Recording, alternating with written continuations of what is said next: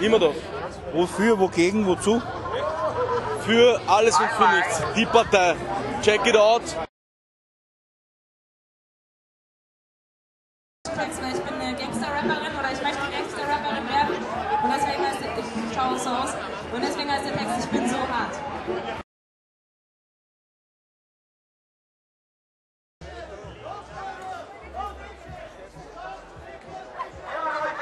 Es ist eine Tatsache, Letzter! Es ist eine Tatsache! Während wir hier Party machen, werden Menschen deportiert.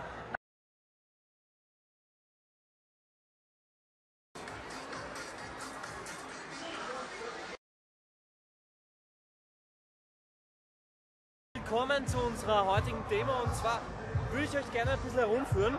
Wir haben eine Demonstration organisiert mit 2 Bühnen inklusive Tausenden von Menschen, die gegen das hier demonstrieren, gegen Abschiebung. No Border, no Nation, Stop Deportation, das ist unser Motto. Ihr hört die Sounds, es geht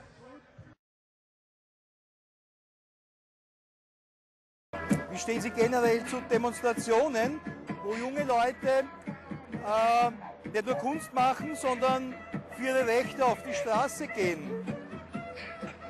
Ja, grundsätzlich sehr positiv, weil alles muss man sich erkämpfen und nichts wird einem geschenkt. Also insofern glaube ich, dass es nicht nur das Recht, sondern wahrscheinlich sogar die Pflicht ist, von jungen Menschen auf die Straße zu gehen oder